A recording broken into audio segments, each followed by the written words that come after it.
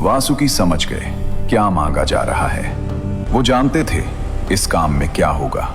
पर्वत का भार उनकी पीठ पर होगा, दोनों तरफ से खिंचाई होगी, उनका शरीर टूटेगा, उनके घाव होंगे, उनका जहर बाहर निकलेगा।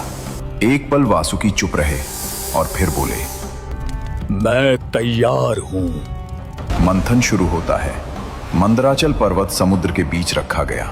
वासुकी ने उसके चारों ओर अपना शरीर लपेट लिया। देवता एक तरफ खड़े हुए, असुर दूसरी तरफ, और खिंचाई शुरू हुई। 1, 2, 3। पर्वत घूमा, समुद्र हिला, लेकिन साथ ही वासुकी का दर्द शुरू हुआ। पर्वत का वजन उनकी रीढ़ पर था, दोनों तरफ से खिंचाव था। उनका शरीर जगह जगह से छिल रहा था, लेकिन वो कुछ नहीं बोले, चुपचाप सहते रहे। भगवान विष्णु ने एक चतुर योजना बनाई थी। उन्होंने देवताओं से कहा, वासुकी की पूंछ की तरफ खड़े रहो। असुरों ने सोचा, हम तो सिर की तरफ रहेंगे, सिर में शक्ति होती है, हम ज्यादा ताकत से खींचेंगे। उन्हें नहीं पता था विष्णु ने उन्हें फंसा दिया था। जैसे जैसे मंथन तेज हुआ, वासुकी के मुंह से धुआं निकलने लगा, आग के गोले निकलने लगे और वो सीधे असुरों के मुंह पर जा रहे थे। असुर जलने लगे, भागने लगे, चिल्लाने लगे, लेकिन वासुकी को पता भी नहीं था कि उनका दर्द देवताओं की रक्षा कर रहा है, उनकी तकलीफ किसी के काम आ रही है। मंथन होता रहा, एक के बाद एक अद्भुत अकल्पनीय चीजें निकलने लगी। कामधेनु, वो गाय जो हर इच्छा पूरी करती है, उच्चैश्रवा, 7 मुखों वाला दिव्य घोड़ा, ऐरावत, 4 सूंड वाला श्वेत हाथी जो इंद्र का वाहन बना, कल्प वृक्ष, वो पेड़ जिसके नीचे बैठने से हर कामना पूरी होती है, रंभा जैसी अप्सराएं जिन्होंने स्वर्ग को सजाया, मां लक्ष्मी जो विष्णु जी की संगिनी बनी, धन्वंतरी, देवताओं के वैद्य, हाथ में अमृत का कलश लिए। एक से बढ़कर एक रत्न निकल रहे थे। देवता प्रसन्न थे, लेकिन तभी कुछ और निकला, कुछ ऐसा जिसे देखकर देवता और असुर दोनों कांप गए। हलाहल, महाविष। समुद्र की सतह काली पड़ने लगी। एक अजीब गंध आई, ऐसी जो नाक और फेफड़े जला दे।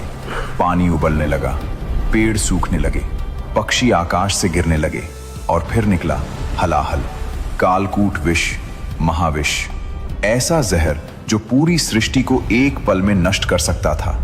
देवता भागे, असुर भागे, ब्रह्मा जी स्तब्ध हो गए। और वासुकी अभी भी वहीं थे, उसी पर्वत से लिपटे हुए। वो भाग नहीं सकते थे।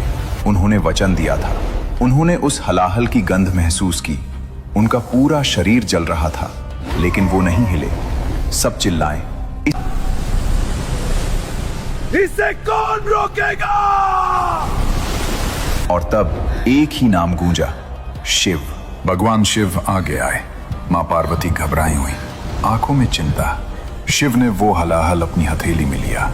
देवताओं की सांसें रुक गईं और शिव ने वो हलाहल पी लिया। मां पार्वती ने तुरंत उनका कंठ थाम लिया। जहर नीचे नहीं उतरा, वो जहर शिव के कंठ में ही रुक गया और उनका कंठ नीला पड़ गया। इसीलिए महादेव को नीलकंठ कहते हैं, उस दिन से आज तक। और दोस्तों, उस पल जब शिव ने हलाहल पिया, वासुकी भी उनके गले में लिपटे थे। उन्होंने भी वो जहर महसूस किया। समुद्र मंथन का दर्द अलग था, लेकिन अपने भगवान को जहर पीते देखने का दर्द वो और भी गहरा था। वासुकी की आंखें भर आईं। उन्होंने शिव को और कसकर थाम लिया, जैसे कह रहे हों, प्रभु, मैं हूं, मैं हमेशा यहां हूं। और शिव ने अपनी बंद आंखों से वासुकी की उस भावना को महसूस किया और मुस्कुराए। दोस्तों, समुद्र मंथन के बाद भी वासुकी की कहानी खत्म नहीं हुई। एक बार ब्रह्मा जी ने 3 असुरों, तारकाक्ष, विद्युन्माली और कमलाक्ष को वरदान दिया था। इन तीनों ने 3 नगर बनाए, सोने का, चांदी का और लोहे का। ये तीनों नगर मिलकर त्रिपुर कहलाए। वरदान था कि ये तीनों नगर जब एक सीध में आए तभी नष्ट हो सकते हैं, और ये काम सिर्फ एक ही बाण से होगा। असुर अत्याचार करने लगे, देवता फिर परेशान हुए। भगवान शिव ने त्रिपुर नष्ट करने का निश्चय किया। उन्होंने अपना विशाल धनुष उठाया, लेकिन धनुष की डोरी नहीं थी। शिव ने इधर उधर देखा, तभी वासुकी आगे आए, बोले, प्रभु, मुझे अपनी धनुष की डोरी बनाइए। शिव ने वासुकी को देखा, मुस्कुराए और बोले, तथास्तु। वासुकी उस विशाल धनुष में डोरी बन गए। शिव ने पाशुपतास्त्र चढ़ाया। तीनों नगर एक सीध में आए और उस एक बाण से त्रिपुर भस्म हो गया। देवता जय जयकार करने लगे और वासुकी एक बार फिर, खुशी उनकी नहीं थी, श्रेय उनका नहीं था, लेकिन सेवा उनकी थी और वो काफी था। यही वासुकी थे, हमेशा पीछे, हमेशा निस्वार्थ, हमेशा तैयार। दोस्तों, महाभारत काल की बात है।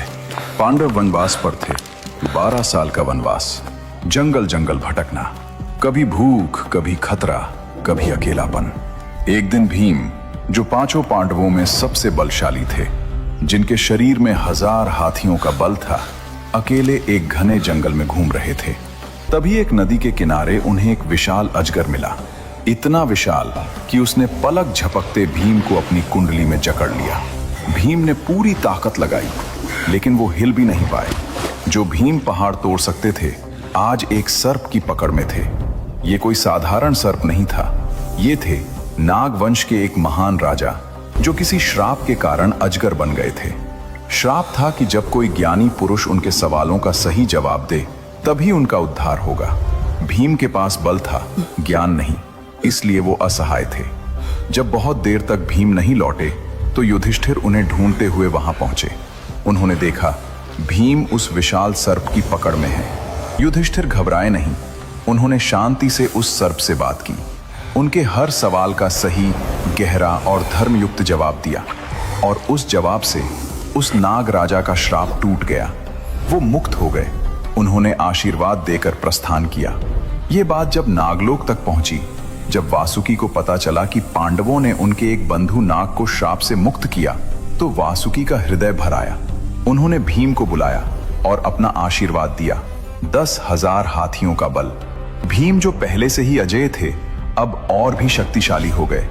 दोस्तों, अब तक आपने देखा कि वासुकी ने कितना त्याग किया, कितना दर्द सहा, कितनी बार सबकी मदद की। लेकिन एक दिन ऐसा आया जब वासुकी खुद टूट गए, और इस दर्द की जड़ थी उनकी अपनी मां कद्रू। हुआ यूं कि एक बार कद्रू और उनकी सौतेली बहन विंता के बीच एक शर्त लगी। शर्त थी, देवताओं के दिव्य घोड़े उच्चैश्रवा की पूंछ किस रंग की है।